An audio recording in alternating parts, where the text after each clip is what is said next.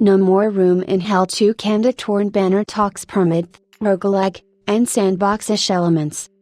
Many years after the original announcement of No More Room in Hell 2, the game is finally about to launch in early access, having recently confirmed the October 22nd date, just in time for Halloween.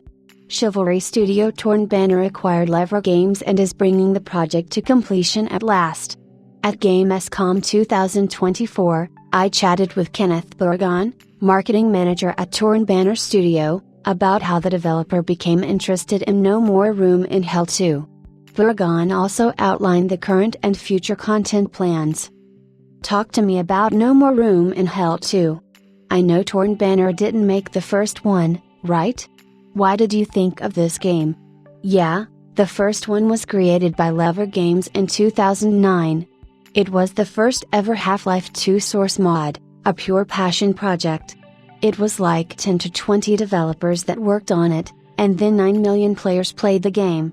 Later on, when they started working on the second one, their dynamics all changed for the most part, like the amount of time that they had to invest out of university on the first game just wasn't the same on the second. At the same time, Max Kazan, who led the project, was working his day job at Torn Banner, so he started talking to our CEO, Steve Piggott. What happened was they started realizing that the original Chivalry also started as a source mod, and they felt like there was a real shared heritage between the two. What ended up happening is that most of the people working on the Lever Games project for No More Room in Hell 2 came to Torn Banner. So a of the people that were working on the original are with us now, still working on the second game, and it just felt right. It felt right that it was a studio in Toronto, a bunch of developers who knew and loved the game, and a genre that we were really interested in going in. This sequel is a bit different from the first one, right? It's an open world, after all. Yeah, there's a few differences. First, we want the same feel as the first game, so it is a slower, methodical, strategic zombie game. But it is open world, and there are a couple of changes. In the first game, it was all linear levels, and you're always trying to escape the zombie apocalypse. In No More Room in Hell 2, we kind of flipped it around. It's an open world, and as a player, what you're doing is at the center of this map, there's a power plant that's going down. What you're trying to do is get to it and turn it back on. It's an 8-player co-op game. One of the really interesting parts is that you're going to start out by yourself on the exterior of the map, all by yourself in the dark, with a flashlight, a small weapon, and a dream. You're going to make your way towards the center of the map, and as you do, there's many of what we call places of interest around the map. Each of these has a similar objective of turning the power back on. It's all done via puzzle-like objectives, so you have to decide who's doing the puzzles and who's defending against the zombies. As the power comes back on, you're going to create a beacon for players who haven't found anyone yet. They're going to see that this place has its lights on, there's people there, it's safety, and they're going to make their way towards it. Will there be an in-game map? There is, I believe, going to be an in-game map, but we really wanted to keep the user interface as small and as little as possible. The first game was really well known for its realism, and with this one, we're trying to keep the UI and us to an absolute minimum and have players use their tools around the map. We're going to have proximity chat, and then we'll have a buddy up system, where if you do meet some players, you can buddy up with them. We really want people playing the game with the headphones if possible, as the experience is meant to be scary and then slowly build up into something that's maybe a bit more fast-paced. No More Room in Hell 2 certainly sounds different from the usual zombie game. For instance, I recently played Killing Floor 3, which is round-based and highly fast-paced. Yeah, the idea behind this really is your slower burn zombie game. The first game was made purely as a love letter to video games, zombie games, and Romero movies. Our goal for this game is to really make the player feel like they can go into their very own zombie movie from the 80s, 90s, 2000s, and for us, the most important part was pacing. As I mentioned, you start out slower and alone, maybe with more fear, And then as you make your way to the center of the map, the game should change, and by the end of it, when you're 8 play RS in the power plants, it should build up to be a lot more fast-paced, but we really do want pacing that makes this game always feel like you're moving on to the next thing. In the 30-minute session, you actually get quite a bit. I suppose that once you get to the power plant, you will fight off a horde of zombies while waiting to be extracted with a helicopter or something like that. Yeah. At the power plant especially, you're hoping you have as many players as possible because it has a similar kind of puzzle-like objective where you're trying to get that power plant back on, but the power plant is so large, you're going from kind of building to building doing these puzzles. You do have to wait for a helicopter to come and pick you guys up. I think that, again, it goes back to the pacing of the game and making sure that you get a little bit of everything as you play this game and you leave with that intensity that I think as Torn Banner we feel really good at. Is there an element of stealth in No More Room in Hell 2? Can you sneak behind zombies to take them out if you want? Yes. Our goal with this game is to create a sandbox-ish scenario. What I mean by that is that you should have multiple ways of solving the problems. For each of our main objectives, there should be multiple different ways of going in and doing what you want to do. So, we want to give our players as many tools as possible. Stealth is definitely going to be an aspect of that. Players should be able to decide how they want to move around, especially at the beginning, when you're alone with next to nothing. Stealth is probably your best choice, and then things change throughout. Is noise a factor, too? In that you may risk attracting a lot of zombies? Yeah, we also have a zombie type in our game that is there to cause a lot of noise, which is a lot of fun. That is something that is definitely going to throw a bit of a shake to people's plans. And yes, overall, we have cars with alarms we have. You're going to have to be very careful about how you go through the map. Can you use it to your own advantage sometimes with environmental traps? That's exactly what we're hoping for. These things have two sides of a coin, where if you're not planning it, it's probably a bad thing. But you do see how siphoning zombies in certain locations and driving them away from others could be useful. We really want players to have a lot of options in how they deal with the situation. Do you plan to also have a text chat in the game? Text chat, lobbies, friends. A lot of this stuff we've done in the past banner with Chivalry. Can you start a session of No More Room in Hell 2 with a full group of friends if you have enough of them? You start the game with 8 people, so it will always get filled to 8 people. The game is supposed to be quite difficult. The idea behind it is it's not easy to survive. Our game also has Permadeath, which we're very excited about. We think a zombie apocalypse game and Permadeath should go real. Lie hand in hand. So playing the game with anything less than 8 people to start would feel extremely tough, if not impossible, to finish. Do you have bots filling the group whenever there aren't enough players to start a match? No. We think with 8 players, we should be fairly good. We have a lot of excitement around the game, which is awesome.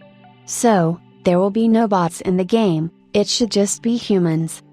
I'm guessing you pick your character before entering the game, correct? How do they differ from each other?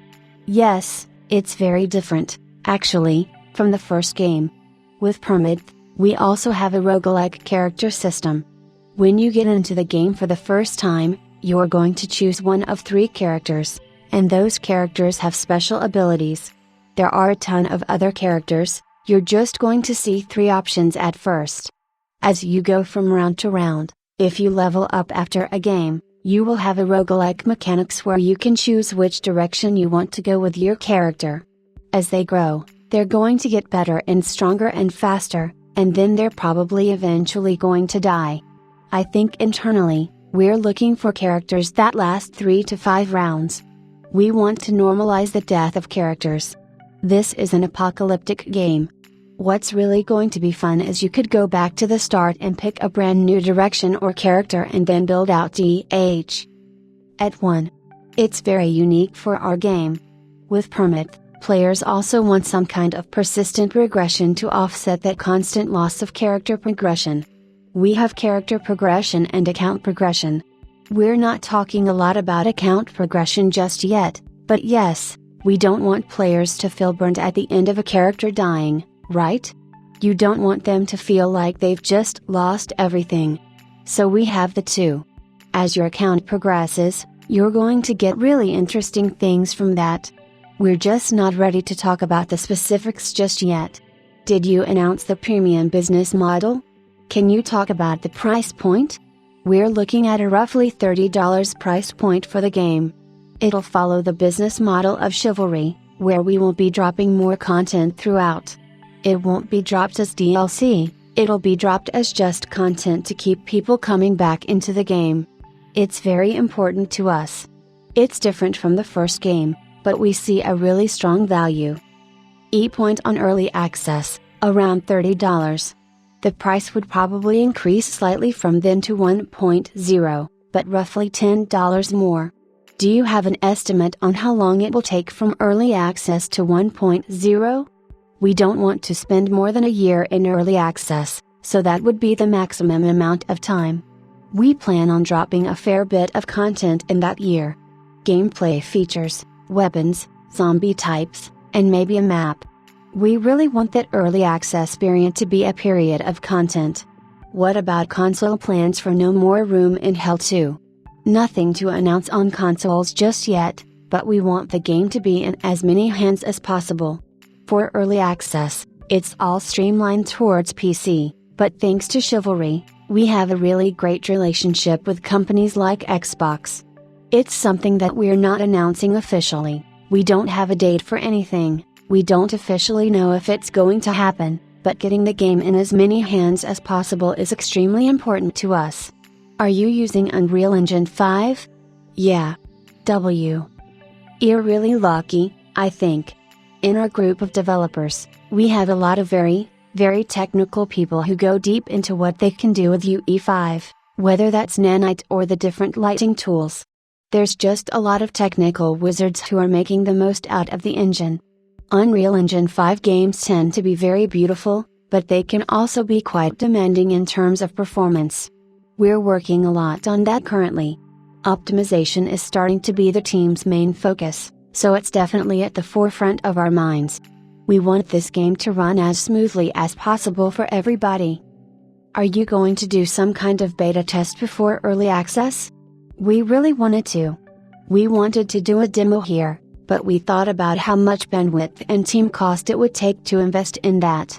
What we really want to do is make sure that our early access build is the best it can be, so the investment's going entirely to that. You mentioned post-launch updates. What kind of content additions can people expect? A little bit of everything. Gameplay features. We have a couple that we can't talk about, but we're very excited about. The kind of core gameplay features that should have a really strong effect on how people play the game. The maps, weapons, zombie types, a little bit of everything. Cosmetics, eventually. The early access build doesn't have a cosmetic system, but that will be a part of the game later. Of course, nothing that you can purchase will be attached to gameplay. How long has No More Room in Hell 2 been in development? Well, it's been in development for a very long time. The Lever G. AIM Studio technically started working on this game in 2014, so 10 years of development, but it's been at Torn Banner now for just about 2 years. The game took a huge growth spurt when Torn Banner purchased it.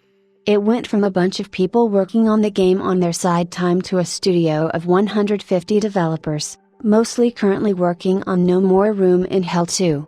It's been 2 years of production at Torn Banner, during which the game had this huge growth. I guess that means Chivalry 2 is no longer getting new content in the future. We announced that the last update was our last content update. We want the game to last as long as possible, so we will have patch updates and bug fixes. But other than that, Chivalry 2 is currently in a sort of soft sunset. Chivalry 2 launched as an Epic Games Store exclusive on PC, but the same won't apply to No More Room in Hell 2. Can you talk about this difference? I think the Epic Games Store decision worked well for Chivalry 2, but with maybe the added context of the amount of players that play No More Room in Hell 1 and the amount of people that are waiting for this game, I think for us it was crucial to get this into as many hands as we can as possible from early access. Since the first game was basically a mod, will you support mods for this one? Not at the early access launch, as we're really focusing on the base game. It's not something that's in production currently. That is not to say that it would never happen, but nothing's on the plans just yet. Thank you for your time.